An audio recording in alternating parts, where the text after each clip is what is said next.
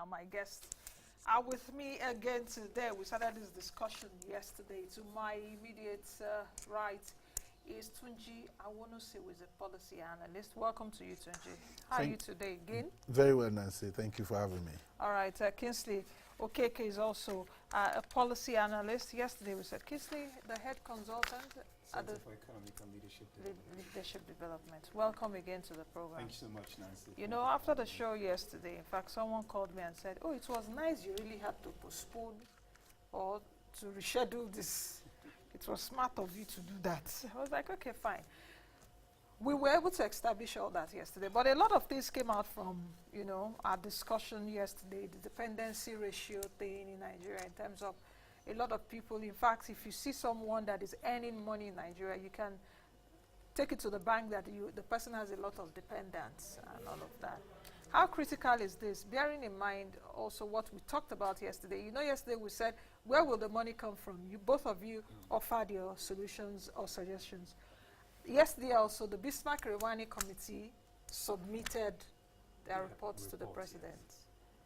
Yes. Is there a silver lining there? Let me start with you, Kingsley.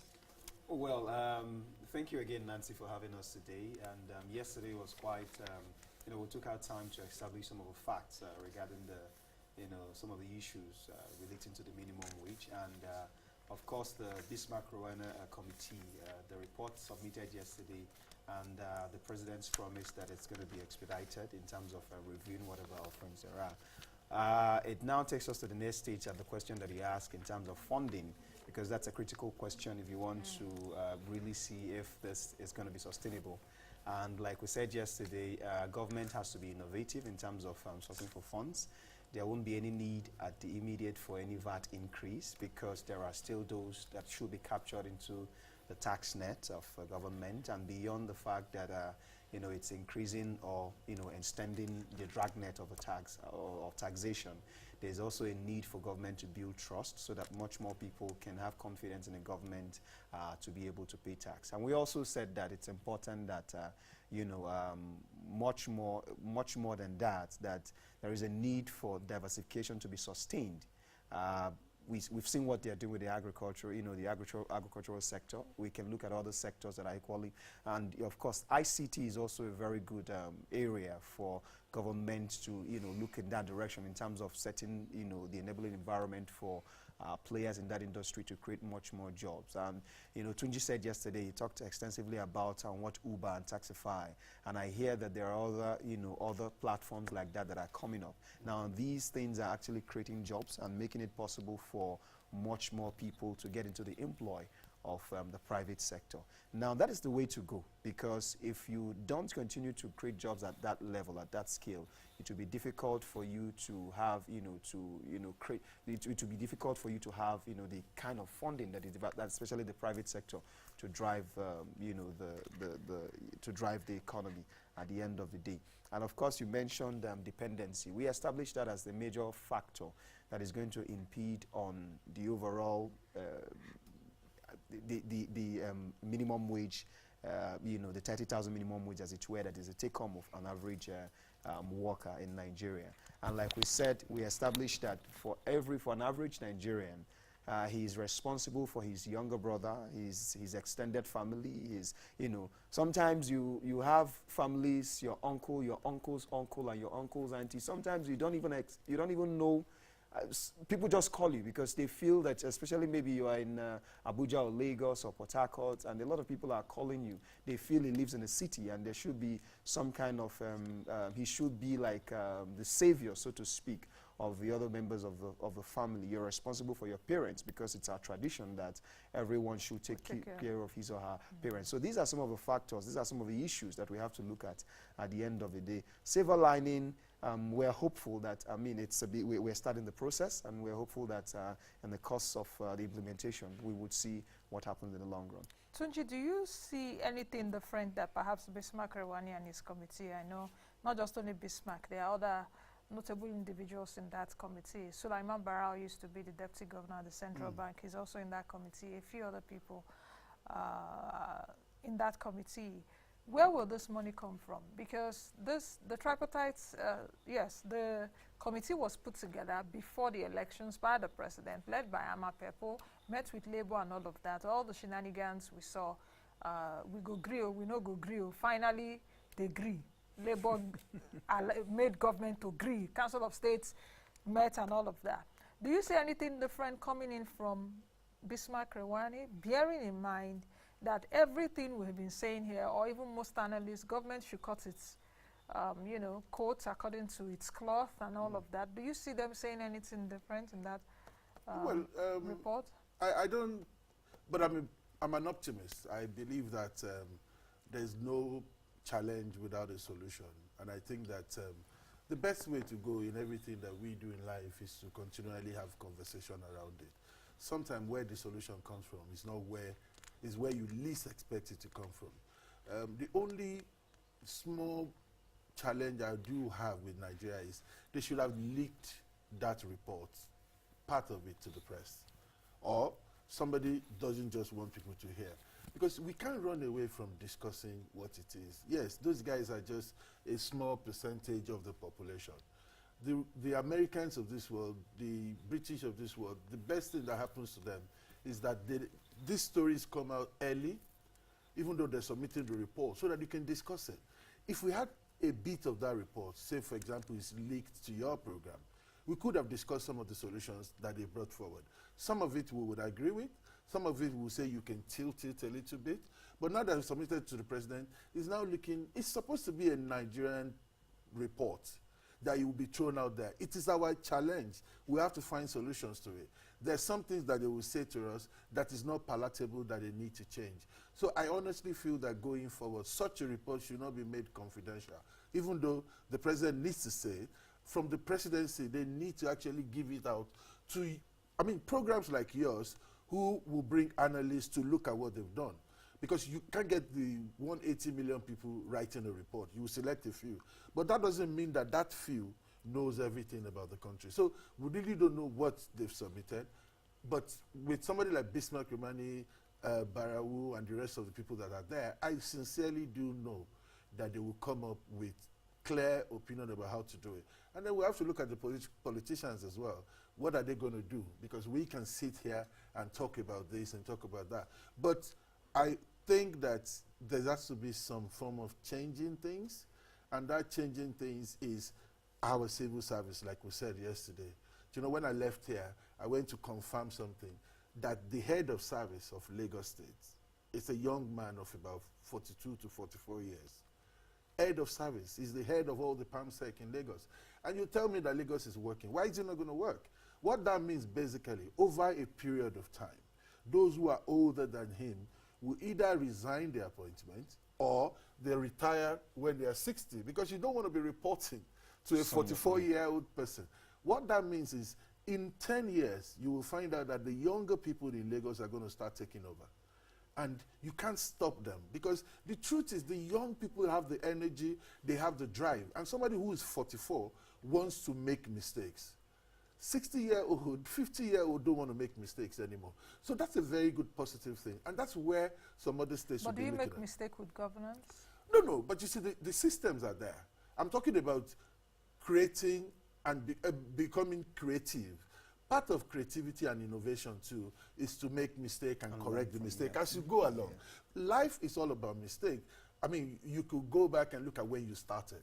It's not the same Nancy. Some of the things, you don't bother anymore. You say, oh, this camera, this, but that's what you learn in the trade. So the point I'm trying to make is, I like what Oyo State, the new Oyo State governor is saying, to say, listen, you guys come and spite me if I have to wait for Abuja to pay salaries.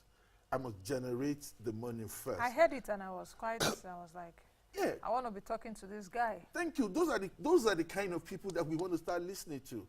We would like somebody like the head of service of Lagos to come onto your program and tell us what plan he has, so that young people can see. But I see a lot of young people coming into that system very soon. That's number one. Number two, we need to find a way to block the wastages.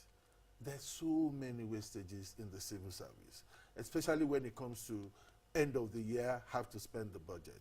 We have to be very clear to say, we don't have to spend budget, because when they get into November, December, you see a lot of training, a lot of seminars going on. We can bring that money back into the wages and salaries to employ more people into that. And like you say, we need to diversify. There used to be a time that Abuja was the convention center, conference center in Africa. Now that has gone to Kigali. But we can change that, because there's something happening in Abuja every week at that time. What we need to do, because that's another money spinning.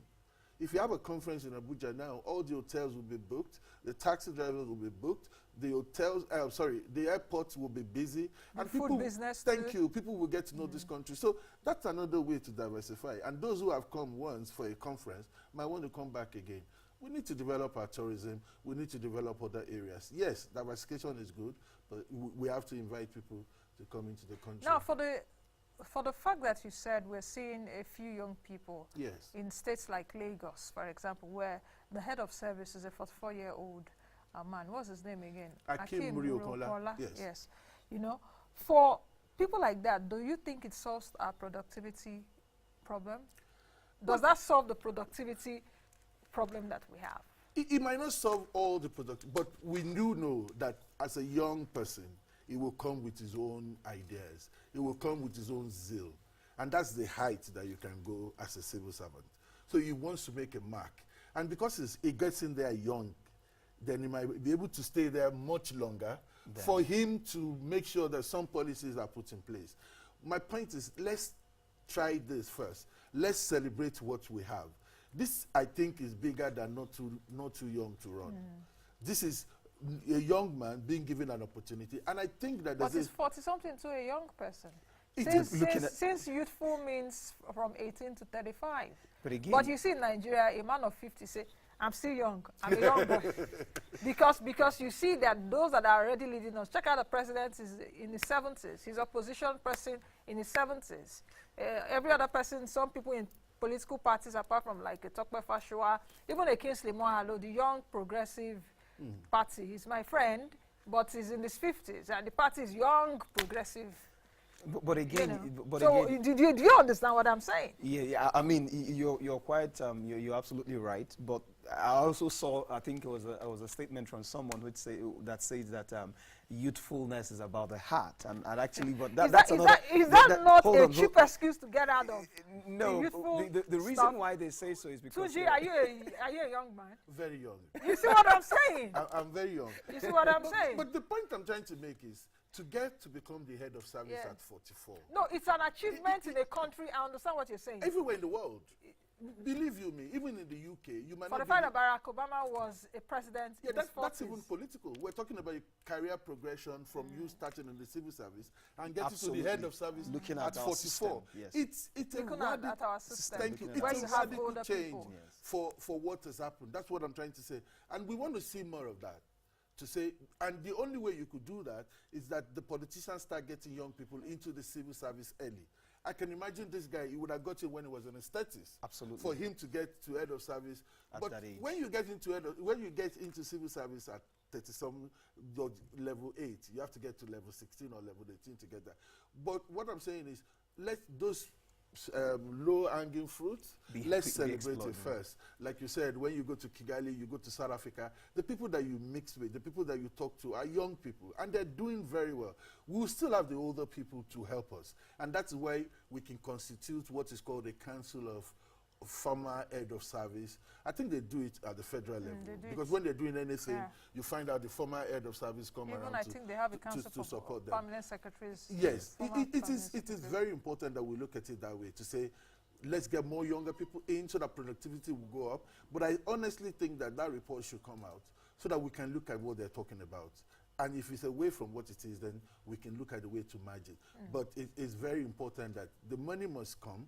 And I honestly think, yes, it might not be in VAT, but we must find a way to sacrifice for those who are working. Yes, because who should make that sacrifice?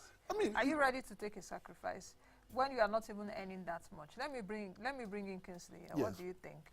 In fact, someone sent a tweet there yesterday, because I wasn't able to read some tweets, and let me see if I can get it. But what the person was saying on Twitter yesterday is that this 30,000 naira minimum wage should come from the senators and the politicians. That was what the person said. Yeah. I Now, guess now, I yes, you have the tweet already. You want to? yeah, no, just continue. And when you know, we hear the political class always asking, you know, citizens to make a lot of sacrifice. We've heard that over and over again. But you ask yourself, you know, charity, they say, begins at home. And if you're asking us to make sacrifices, excuse me, you should also have shown us the type of sacrifices you're making. Parliamentary, like, if we're to look at it, I mean, the number of days, the Nigerian system operates a 40-hour working system, 8 hours a day and all that. Let's calculate the number of hours that our legislators put into the work every week, and you look at how much they take home. Now you ask someone who is working 8 to 9. Sometimes there are those, of course, 5 p.m. is the official closing hour, but there are those who work later than that because they want to turn in their report and make sure that things are done rightly. And you're asking them to make sacrifice at 30,000 naira. That's another thing. You asked a very valid question earlier. Does young mean increase in productivity? Well, we've seen templates of where it worked. We've seen societies that are working because it's driven by people with ideas. The difference is that a young man comes with a lot of energy, and a young man is eager to make a difference. They're competitive in nature. When they see something working in Europe, when they see something working in the US, when they come back, they are charged. They want to do something differently. When they go to some of the summit, because I see a lot of our young people that attend functions abroad, when they go there, they take a lot of things back home. When they come back, they are eager to contribute something, to change something in their immediate environment. We're not saying it's 100%, but for a continent that is over 60%, between the age of 18 to 25, I think it's important that we begin to look in that direction. It's a conversation that have been ongoing for a very long time, and I think it's important that if not just we don't like somebody rightly said that you don't allow the politicians or the political class to dictate the pace. The young people themselves have to take up the responsibility. But in Nigeria,